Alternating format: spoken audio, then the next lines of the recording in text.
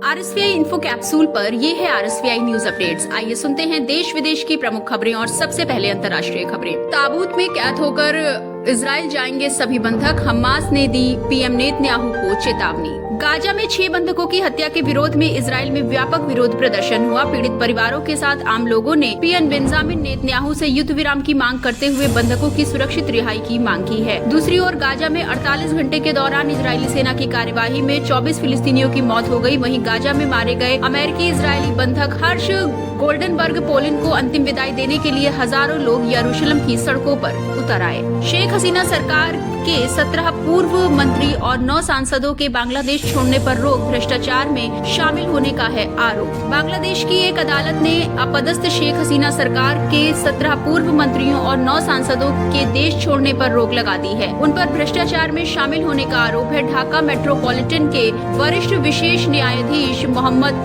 शम्स जगलूल हुसैन की अदालत ने भ्रष्टाचार विरोधी आयोग के आवेदनों पर सुनवाई के बाद ये आदेश दिया।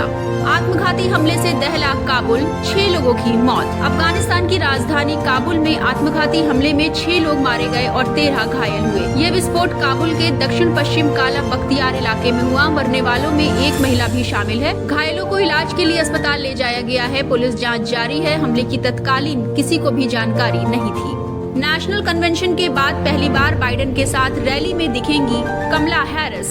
अमेरिकी उपचुनाव में अब 2 दिन बचे हैं। डेमोक्रेट प्रत्याशी कमला हैरिस अपना समर्थन बढ़ाने के लिए पूरी कोशिश कर रही हैं। वो अब महत्वपूर्ण राज्य पेंसिल्वेनिया में राष्ट्रपति जो बाइडेन की मदद से अपने प्रतिद्वंदी डोनाल्ड ट्रंप पर बढ़त लेने की तैयारी में हैं। कमला हैरिस बाइडेन के साथ पीटर्सबर्ग श्रमिक दिवस परेड में भाग लेंगी। नेशनल कन्वेंशन के बाद पहली बार राष्ट्रपति के साथ वो किसी रैली या कार्यक्रम में होंगी। बांग्लादेश में हालात सुधरते ही खुले भारतीय वीजा केंद्र। बांग्लादेश के प्रमुख शहरों में भारतीय वीजा आवेदन केंद्र पर बांग्लादेशी नागरिकों के लिए सीमित नियुक्ति स्लॉट की पेशकश की गई है। वीजा आवेदन केंद्रों के तत्काल चिकित्सा और छात्र वीजा की आवश्यकता वाले बांग्लादेशी नागरिकों के लिए ये सीमित नियुक्ति स्लॉट की सुविधा शुरू हुई है। आइए अब जुड़ते हैं देश के साथ और सुनते हैं राष्ट्रीय खबरें। ब्रुनेई सिंगापुर की यात्रा के लिए आज रवाना होंगे प्रधानमंत्री Narendra Modi. Semiconductor free trade agreement पर फोकस। दक्षिण पूर्व एशियाई देशों के साथ अपने रिश्तों को सुधारने की नई कोशिश में जुटे भारत के प्रधानमंत्री नरेंद्र मोदी ब्रुनेई और सिंगापुर की 3 दिवसीय यात्रा पर रवाना होंगे। इन दोनों के साथ पीएम मोदी भारत की रक्षा, ऊर्जा और प्रौद्योगिकी सेक्टर में रिश्तों को प्रगाढ़ करने के लिए विमर्श करेंगे। सिंगापुर में पीएम मोदी 4 और 5 सितंबर को रहेंगे और इस दौरान भारत व सिंगापुर के बीच सेमीकंडक्टर निर्माण व डिजिटल भुगतान के क्षेत्रों में 2 अहम समझौते होने की संभावना है। तेलंगाना आंध्र प्रदेश में कहर बनकर आसमान से बरस रही बारिश, अब तक 31 लोगों की मौत,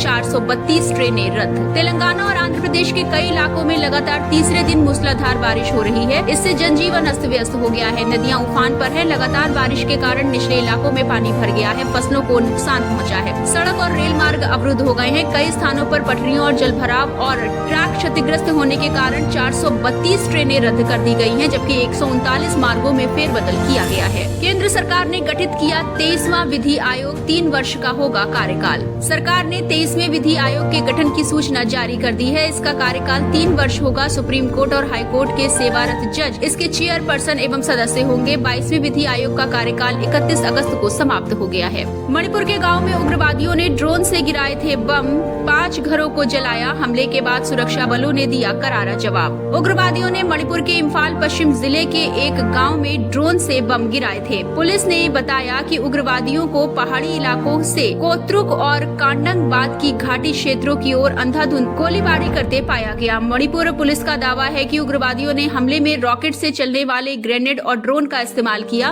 उग्रवादी कोत्रुक गांव के बाहरी इलाके तक पहुंच गए थे। सुखोई 30 MKI विमान के लिए HAL से 240 एयरो इंजन खरीदने को मंजूरी। अगले साल शुरू होगी आपूर्ति। सुरक्षा मामलों से संबंधित कैबिनेट कमेटी ने भारतीय वायुसेना के लड़ाकू विमानों सुखोई 30 MKI के लिए हिंदुस्तान एरोनॉटिक्स लिमिटेड HAL से 240 एयरो इंजन खरीदने के प्रस्ताव को मंजूरी दे दी है। इस पर 26,000 करोड़ रुपए से अधिक खर्च होंगे। मंत्रालय ने एक बयान में कहा कि एयरो इंजनों की आपूर्ति 1 साल बाद शुरू होगी और 8 साल के भीतर कर इन सब की आपूर्ति हो जाएगी।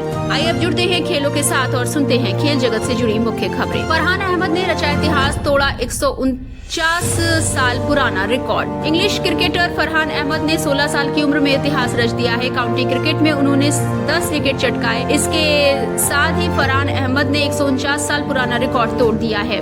टीम इंडिया को लगा बड़ा झटका, चोट के कारण T20 कैप्टन सूर्य कुमार यादव प्रमुख टूर्नामेंट से बाहर। बांग्लादेश के खिलाफ सीरीज से पहले भारतीय टीम को बड़ा झटका लगा है। T20 कप्तान सूर्य कुमार यादव दिलीप ट्रॉफी के शुरुआती दौर से बाहर हो गए हैं। वो कोयम्बटूर में बुची बाबू इंटरनेशनल टूर्नामेंट के दौरान चोटिल हो गए थे। पिछले सप्ताह प्री सीजन मैच के दौरान उनके हाथ में चोट लग गई थी। 17 साल की शीतल देवी ने रचा इतिहास, राकेश कुमार के साथ मिलकर जीता ब्रॉन्ज। पेरिस पैरालंपिक में भारतीय खिलाड़ी जमकर मेडल जीत रहे हैं। अभी तक बैडमिंटन खिलाड़ियों ने दमदार खेल दिखाते हुए मेडल जीते। अब तीरंदाजों ने भी कमाल किया है। शीतल देवी और राकेश कुमार की जोड़ी ने देश की झोली में एक और मेडल डाला। इन दोनों ने मिक्स्ड कंपाउंड इवेंट में भारत को ब्रॉन्ज दिलाया। ये थी अब तक की प्रमुख खबरें। अगली खबरों के साथ जल्द होगी मुलाकात। सुनते रहिए RSVI इन्फो कैप्सूल और इंफोटेनमेंट के सफर में रहिए हमारे साथ।